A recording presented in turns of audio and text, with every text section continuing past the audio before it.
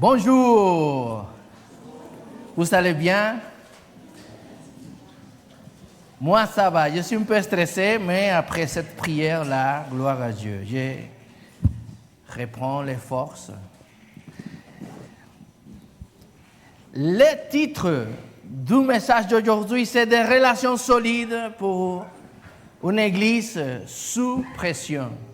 Nous avons vu que le Seigneur a formé cette famille et c'est extraordinaire que nous sommes tous des origines, des pensées différentes, mais le Seigneur a fait ce miracle de nous rassembler pour toute l'éternité. Waouh! Mais il y a une chose que nous connaissons tous, et c'est un peu de ça qu'on va parler aujourd'hui, c'est la pression. La pression. Quelle est la meilleure manière de mettre la pagaille dans son couple? Mais un peu la pression. Ajouter la fatigue, les enfants, le travail, l'argent, les imprévus, les familles, les malentendus, et très vite, même deux personnes qui s'aiment beaucoup peuvent se parler durement. La pression touche tout le monde. Un homme peut se sentir écrasé par les responsabilités. Une femme peut avoir l'impression de tout porter. Un jeune peut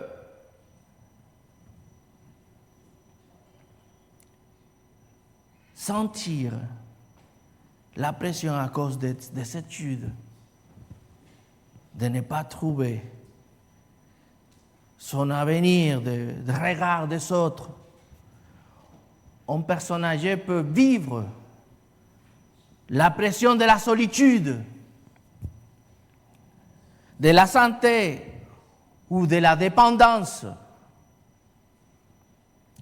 Moi, comme étrangère, vivant en France depuis 14 ans, je sais aussi que la pression peut venir de la langue, de l'administration, des codes culturels ou des sentiments de ne pas toujours être complètement à ma place. Et quand le mal touche la famille, notre épouse, nos enfants, la pression monte encore plus. Les dangers, c'est que sous pression, nous faisons souvent l'inverse de ce que construit. Au lieu d'écouter, on répond vite. Au lieu d'être patient, on devient dur. Au lieu de reconnaître le travail des autres, on voit surtout ce qui manque. Au lieu de prier, on s'agite. Au lieu de remercier, on se plaint. Au lieu de chercher le bien, on cherche à se défendre. La pression révèle ce qu'il y a dans nos cœurs, mais elle peut aussi abîmer nos relations. Paul écrit à une jeune église sous pression. Les Thessaloniciens vivent l'opposition, l'épreuve, la fatigue, les questions.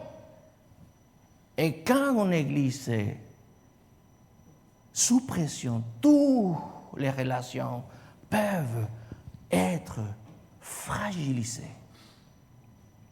Avec les responsables, entre frères et sœurs, avec Dieu, et même avec ceux qui nous accompagnent spirituellement.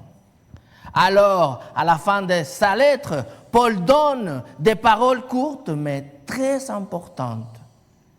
Ce n'est pas une liste à hasard.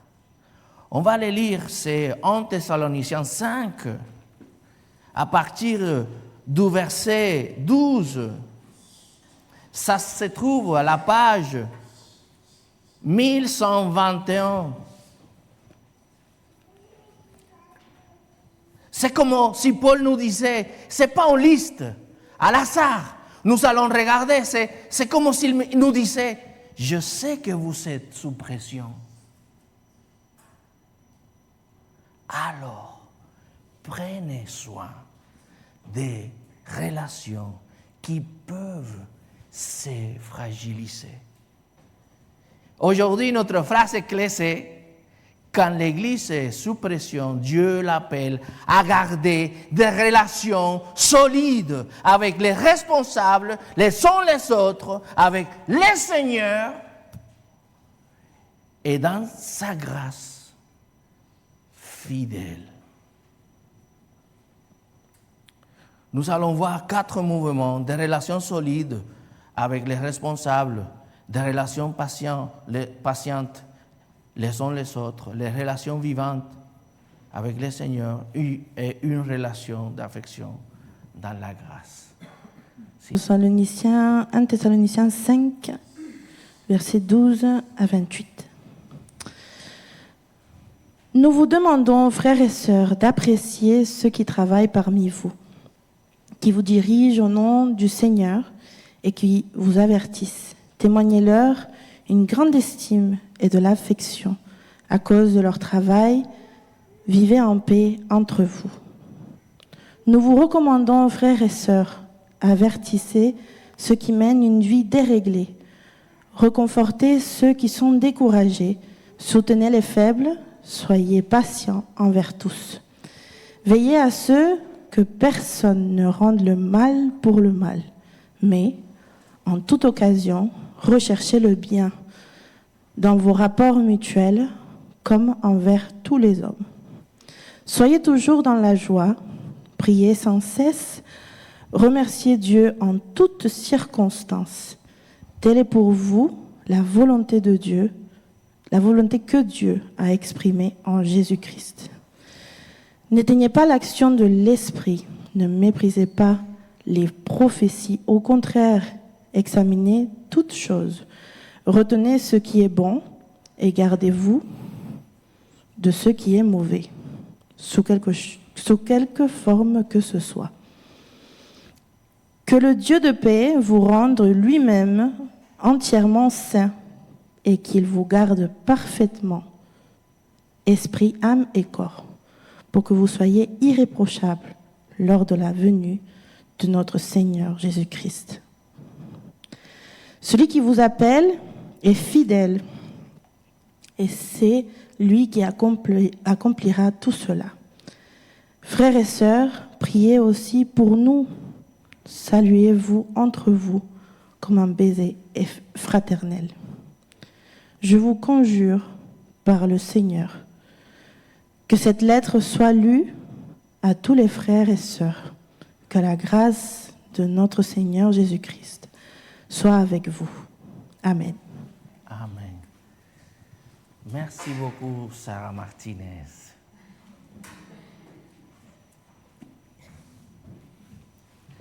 Notre premier point, c'est des relations solides avec les responsables. Paul dit de reconnaître ceux qui travaillent parmi vous, qui vous dirigent dans le Seigneur et qui vous avertissent. Il demande de les estimer avec amour à cause de leur travail. Puis il ajoute, vivez en paix entre vous. Pourquoi commencer par des responsables? Parce que sous pression, la relation avec les responsables peut vite s'étendre. Quand tout va bien, il est facile d'apprécier ceux qui servent. Mais quand il y a la fatigue, des décisions difficiles, des tensions et des accords, on peut commencer à voir seulement ce qui ne va pas. C'est humain. C'est une réaction automatique. On voit les retards, on voit la maladresse, on voit les décisions qu'on n'a pas comprises, on voit la parole qui nous a blessés, mais on oublie parfois le travail, les prières, les soucis portés, en silence, les heures passées à écouter, à préparer, à accompagner, à corriger, à visiter. Paul lui-même donne l'exemple.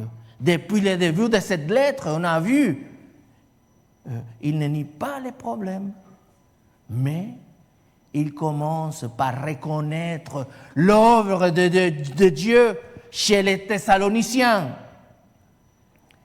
Il voit leur foi, leur amour, leur espérance. Il corrige, oui, mais il ne laisse pas les problèmes devenir toute sa lecture de l'Église. Paul ne dit pas « mettez vos responsables sur un piédestal ». Il ne dit pas « ils sont parfaits ».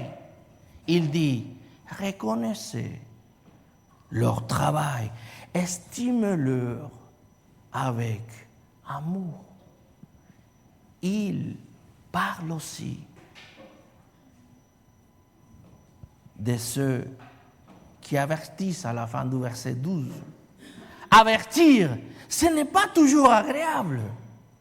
Parfois, aimer quelqu'un, c'est aussi lui dire, attention, tu prends une mauvaise direction. Alors posons-nous la question, est-ce que j'ai pris pour les responsables?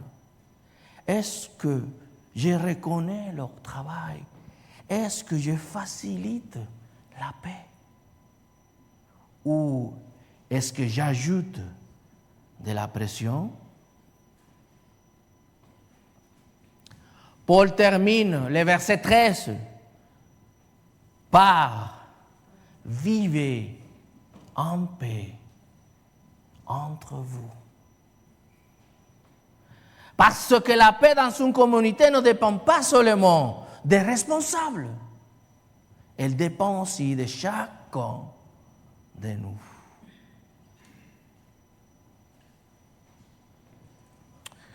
Notre point numéro 2, des relations patientes les uns avec les autres. Regardons au verset 14. Paul élargit à toute l'Église maintenant. Il dit, avertissez ceux qui vivent dans le désordre. Réconfortez ceux qui sont découragés. Soutenez les faibles. Soyez patients envers tous. Et cette liste est très réaliste. Dans l'Église, tout le monde n'a pas besoin de la même chose. Parfois, c'est nous qui avons besoin d'être avertis. Nous prenons une mauvaise direction, nous créons des désordres et nous avons besoin qu'un frère, une sœur nous parle avec amour et vérité.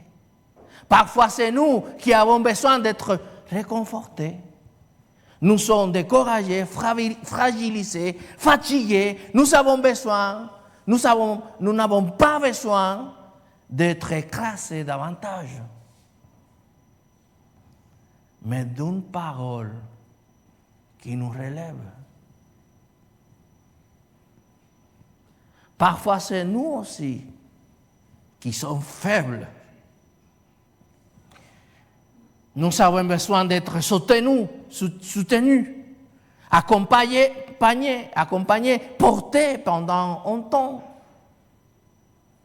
Paul dit, soyez patient envers tous. À la fin du verset 14. C'est peut-être l'appel le plus difficile, la patience. Sarah me dit toujours, donne-moi patience. Ne demandez pas patience, Sarah. Parce que c'est encore le feu qui va remonter. Parce que c'est un entraînement. On s'exerce sur la patience, sous pression. Nous sommes rarement patients quand il y a la pression. Quand je suis fatigué, inquiet, blessé, ou quand ma famille est touchée, je peux vite devenir dur. Mais Paul dit, patience. Pas une patience passive. Pas une patience qui laisse tout faire. Allez, non. Une patience qui cherche les biens de l'autre avec amour. C'est comme dans une famille, on ne parle pas de la même manière à un enfant qui tombe, à un enfant qui pleure, à un enfant qui désobéit, ou à un enfant qui apprend à marcher. L'amour discerne. L'amour s'adapte, mais l'amour cherche toujours les biens. Au verset 15, Paul ajoute, ne rende pas le mal pour le mal. Recherchez toujours les biens entre vous et envers tous. Notre réflexion naturelle, quand on reçoit du mal, c'est souvent de répondre par du mal. Une parole dure avec une parole dure, un silence froid pour une blessure, une distance pour une déception. Je vais le décevoir. Mais Paul dit, ne rends pas le mal pour le mal. Cherchez le bien. Cela ne veut pas dire que le mal n'existe pas. Non. Cela veut dire que le mal ne doit pas gouverner ma réponse. Alors demandons-nous, avec qui ai-je besoin d'être patient? À qui ai-je besoin d'encourager? Qui ai-je besoin de soutenir? Est-ce que je cherche vraiment le bien? Même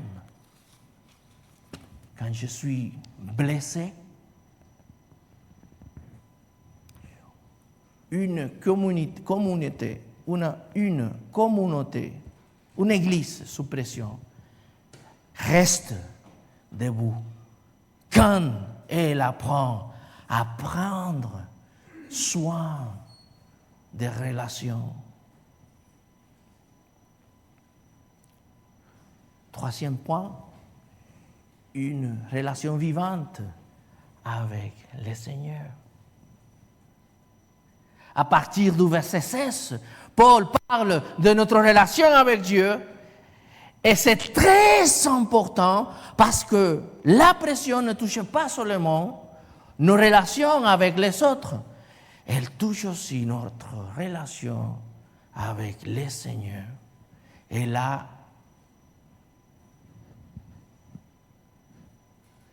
c'est essentiel de s'accrocher au lieu de s'éloigner. Quand je suis sous pression, est-ce que je suis naturellement joyeux? Pas toujours. Est-ce que j'ai envie de prier? Pas toujours. Est-ce que je suis reconnaissant? Pas toujours. Pourtant, Paul dit, soyez toujours dans la joie, verset 16. Priez sans cesse, verset 17. Remerciez Dieu en toutes circonstances, verset 18. Et à la fin, il ajoute, telle est la volonté de Dieu pour vous en Jésus-Christ. Parfois, on se demande en tant que chrétien, quelle est la volonté de Dieu pour ma vie? Ici, Paul répond clairement. Sous pression, la volonté de Dieu, c'est combattre pour la joie, la prière et la reconnaissance. La joie chrétienne n'est pas faire semblant que tu vas bien. C'est une joie qui s'accroche à Dieu. Quand les circonstances sont difficiles, prier sans cesse ne veut pas dire parler à voix haute toute la journée. Cela veut dire revenir à Dieu comme on respire. Lui confier nos peurs, nos tensions, nos décisions, nos relations.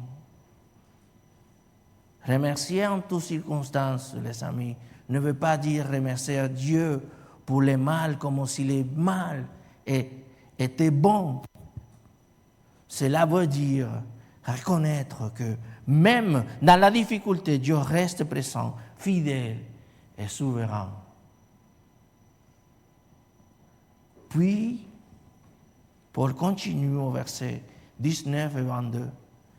N'éteigne pas l'esprit, ne méprise pas les prophéties, examinez toutes choses, retenez ce qui est bon, abstenez-vous de toute forme de mal. Et justement, quand nous sommes sous pression, nous avons encore plus besoin d'écouter Dieu.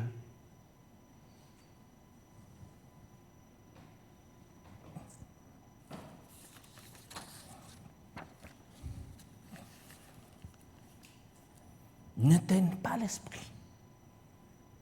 L'image est celle d'un feu qu'on étouffe.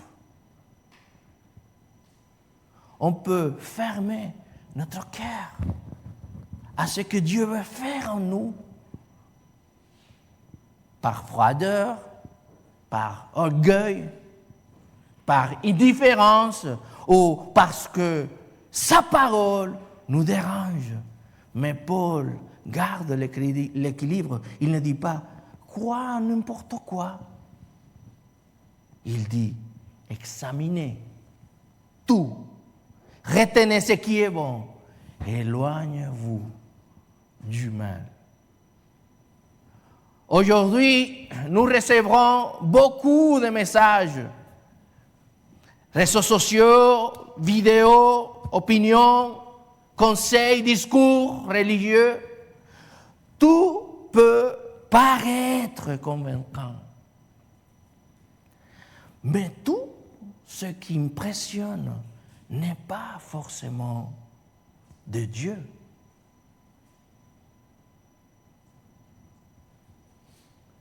Alors demandons, nous, est-ce que conforme à la parole de Dieu? Est-ce que cela honore Christ? Est-ce que cela produit le bien? Paul termine par une prière que Dieu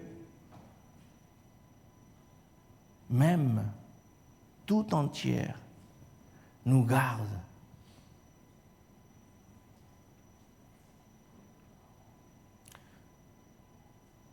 Nous avons besoin de son aide. Et c'est là que Paul dit ici, il demande que le Dieu de la paix nous sanctifie lui-même. Sans lui, c'est impossible. Paul le sait. Et qu'il nous garde pour le retour de Christ. Et il ajoute une parole magnifique au verset 24. Écoutez cela. C'est lui qui vous appelle fidèle. Je crois qu'il y a ici des gens qui connaissent la fidélité de Dieu. Hein? Qui le connaît? qui le connaît la fidélité de Dieu? Il est fidèle. C'est lui qui le fera. Voilà notre espérance. Après tous ces commandements, Paul ne dit pas, maintenant débrouillez-vous. Il dit, Dieu est fidèle, Dieu appelle, Dieu sanctifie, Dieu garde, Dieu accomplit son œuvre. Notre fidélité repose d'abord sur la fidélité de Dieu. Nous arrivons au point numéro 4.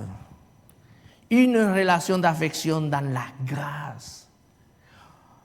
Au verset 25 et 26, Paul dit, priez pour nous et saluez tous les frères. Ce n'est pas un détail inutile. Même la relation avec Paul doit être entretenue. Elle est loin d'eux. Il a dû partir rapidement, on l'a vu. Il les aime. Il les a enseignés. Il les a avertis. Mais lui aussi, il a besoin de leur prière. Il ne se met pas au-dessus d'eux comme quelqu'un qui n'aurait besoin de personne. Il dit, frères et sœurs, priez pour nous.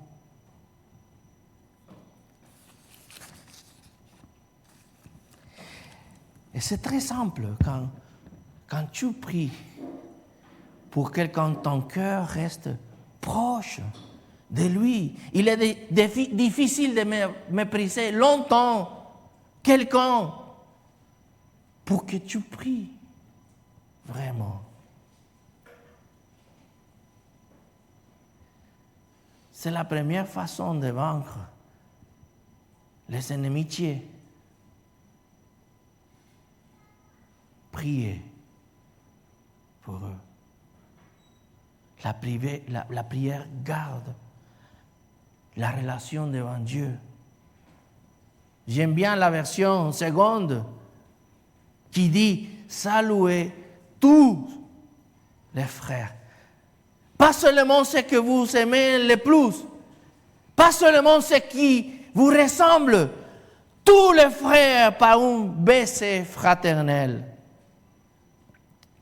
Sous pression, les amis, on peut facilement se diviser, former de petits groupes, éviter ce qui nous fatigue. Paul dit, saluez tous les frères. Gardez l'affection fraternelle. Puis il demande que cette lettre soit lue à tous. Toute l'Église a besoin d'entendre cette parole, pas seulement les responsables, pas seulement les plus mûrs, tous. Enfin, Paul termine par la grâce. Verset 28.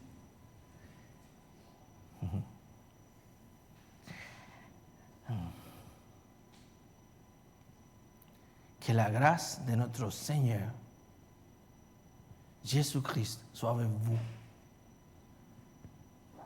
C'est la dernière saveur de la lettre. C'est le dessert de la lettre. La grâce. Après les appels, la grâce.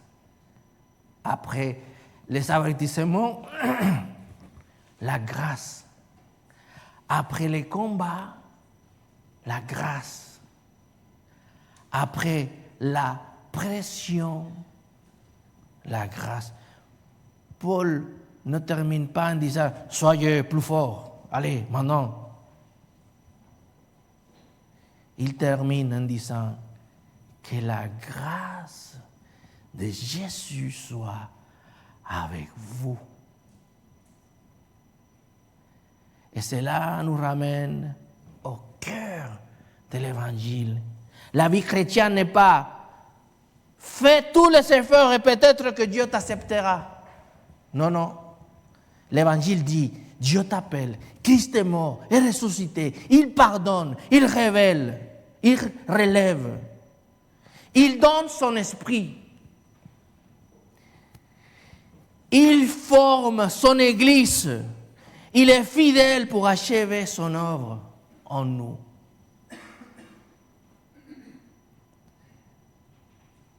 Et pour celui qui ne connaît pas encore Christ, cette parole est aussi une invitation pour vous. Ne viens pas à Dieu avec une vie déjà parfaite.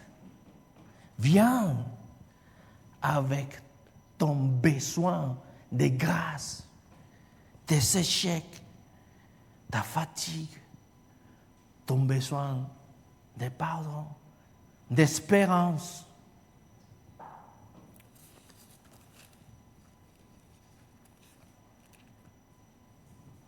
Alors, que nous dit ce passage?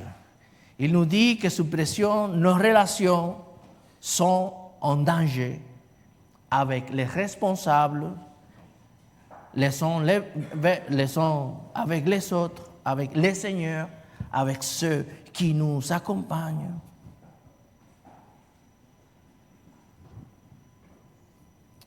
Et avec la grâce de Dieu. Mais Dieu ne laisse pas son Église seule. Il nous appelle à reconnaître ceux qui servent. Il nous appelle à être patients les uns les autres. Il nous appelle à combattre pour la joie, la prière et la reconnaissance. Il nous appelle à écouter sa parole par son esprit. Il nous appelle à prier les uns pour les autres. Il nous appelle à nous rappeler son œuvre fidèle. Et surtout, il nous laisse cette assurance. C'est lui qui vous appelle est fidèle. Et c'est lui qui fera. Prions.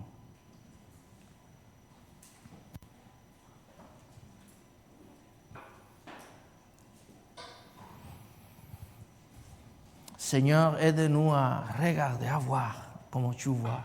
Aide-nous à progresser dans l'amour entre nous. Au milieu des pressions, gardons nos relations.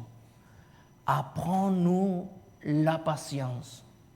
Apprends-nous à chercher le bien. Tu es tout-puissant. Garde notre joie, notre prière et notre reconnaissance. Rends-nous attentifs à ta parole. Et fais-nous tenir par ta grâce jusqu'à la venue de Jésus-Christ, notre Seigneur. Amen.